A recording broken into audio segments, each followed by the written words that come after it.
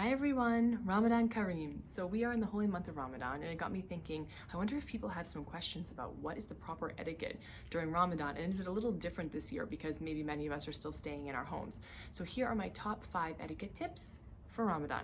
Tip number 1, be a good guest. So most of us are guests in the Middle East, and we should be respectful of the traditions and cultures of the country in which we live in. We should also try to adopt, for being a good guest, we should adopt some behavior that is reflecting of the time that we're in. So we need to be considerate, and we need to be understanding, and we need to be kind. So let's try to focus on that during this period and be good guests. Okay, another point about being a good guest is to educate yourself as to what Ramadan is. So Ramadan is the 9th month of the Islamic calendar. It is the holy month of Ramadan. It is the most pious month in the Islamic year, and it is about when the prophets received from Allah the Holy Scripture, the Quran, and it's an incredibly important time. It's a very pious time. It's a time of reflection on one's relationship with God. It's a time of fasting. It is a time of togetherness as a family. It's a time of study of the Quran, etc. So we'll talk a little bit more about fasting in a moment, but it's a very important time, and we should acknowledge and educate ourselves on that. And you can Google and find out tons of information, so please do that.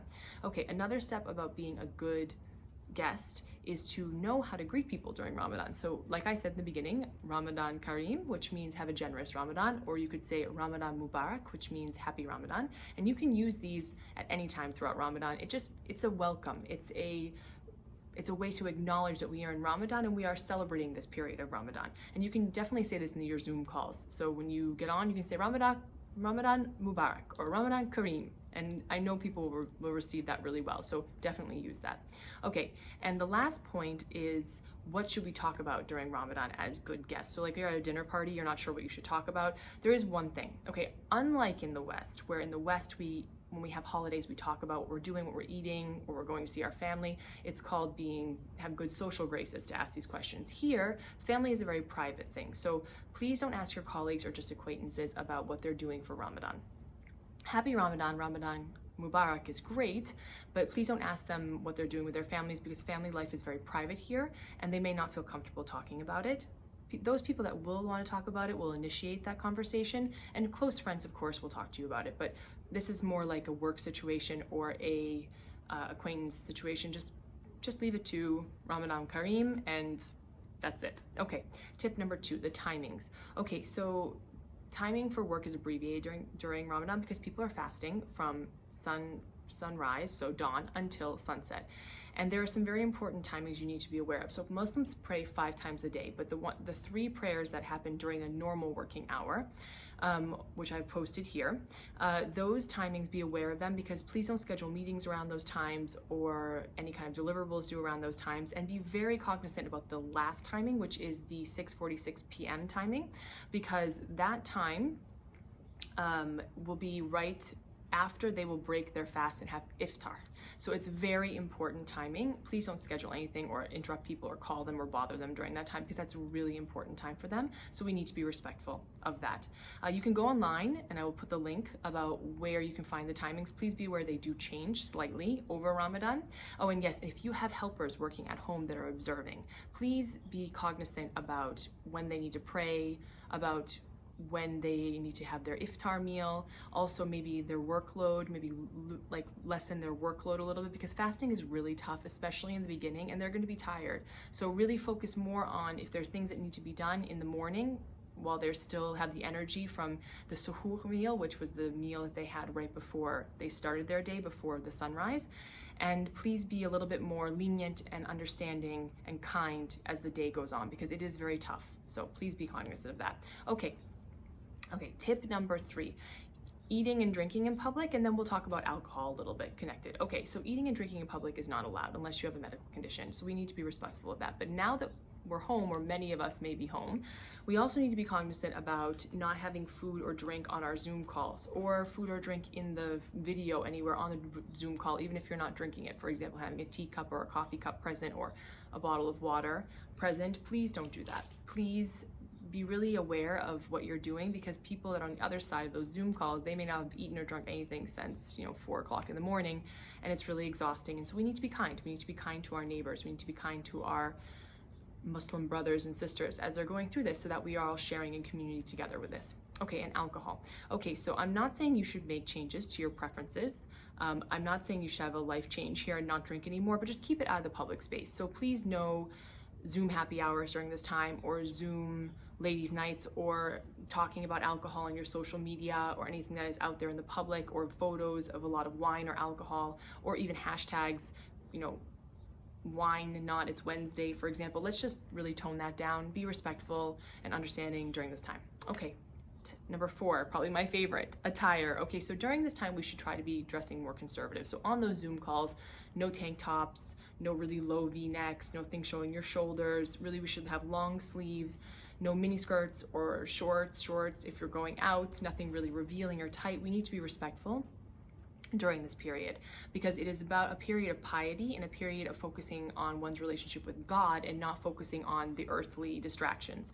So why should we as non-Muslims do that? Well, because we're sharing again in this community and we're being respectful to the host country that is hosting us. This is very important to them, so we should be respectful about it. And it's super easy to do, okay? So basically you can get something like what I'm wearing, which this is a jacket and I'm wearing a kaftan underneath of it. This is by Dina Zaki, who is a designer, designs from here, and she's great and I love her Ramadan clothing. But you can just get something like this and just wear it over your jeans and t-shirt or tank top or whatever you're wearing underneath, or even your shorts and your tank top if you don't, and just put this on if you go outside grocery shopping, for example, or go outside somewhere, or if you're on that Zoom call, same thing. You can just put this over. It's an easy fix, plus it's super comfortable. So I would like to offer this up as an alternative to loungewear for sure, because it is easily as comfortable and it's festive and it gets you in the mood. So those people that want to kind of get into the spirit of the country they live in, check these out. H&M has some amazing lines for Ramadan right now. You can go online, they deliver to home. Unas has some beautiful pieces, like something similar to what I have here, which are by Razan Alazuni, which I love them. They're silk, they're a little more dressy, but I do love them. I also have one here that is a little bit less dressy but easily comfortable and has a beautiful design. Or there are some really fun abayas. This is a pink abaya here, and you can find those on Namshi. They have some great abayas, really like decorative with a great design. They don't have to be black, for example, if you want to go into some color, but those are so easy to throw on and go out, and it makes life, I mean, it's great, and plus it's super comfortable. I mean, this one honestly is one of the most comfortable pieces I own, and also the one that I'm wearing now. In fact, I will be wearing this all day, not just for this video, so it's great. Okay, so now we've talked about clothes. What else can we talk about? The last point, which is gift giving and charity. Okay, so gifts are huge in the Arab culture all year round, but especially during Ramadan and Eid. So what you could give as gifts to be kind and to be elegant is you can give people something sweet when they can eat to make their life sweet during Ramadan after they break their fast. So I would suggest dates.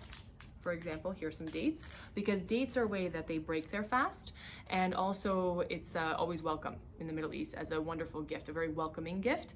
Also, chocolates are great, so you could order chocolates. I know Pachi Chocolates does some amazing things during Ramadan. You can get those delivered. Also, if you're out, you can find them almost in every mall. For the dates, I would go with Batil dates. They are amazing, and I love them. I eat them all year round, so those are some great suggestions. If you want to do something for the home, you could do something like this, which is a set for tea. This is from Eau de Rose, which is a great boutique on Al Wasl Road. They also have one in Galerie Lafayette in Dubai Mall.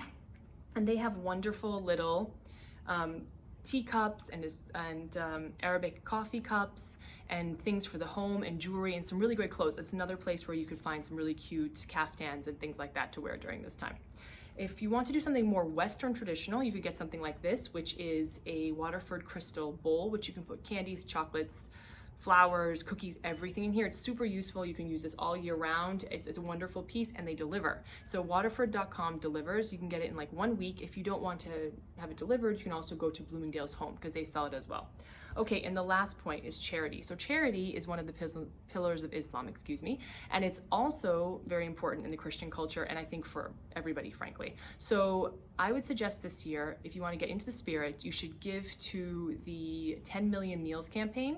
So Sheikh Mohammed bin Rashid Al Maktoum, he and his global charity initiative, he started this program that feeds those people that are in need and that are hungry. That's something we've always done during Ramadan as a family, but this year I think it's better to go through one of the charities that is approved by the UAE, because they are really working on keeping us safe and healthy, and there are some measures regarding food preparation and giving, and sanitation and things like that, considering the COVID-19 virus. So if I would suggest about giving, I would go those routes. So UAE approved charities, the 10 million, meals campaign. Also, you can go online and see there are some grocery stores that have been approved that can put together gift baskets and send them directly, so there's no touching involved on our side, to people that are in need as well. So those are all some great options. I think giving back at this time is another way that we can show community with our Muslim brothers and sisters and the country in which we live and are so grateful to live in. So thank you so much. I hope that helped, and Ramadan Kareem.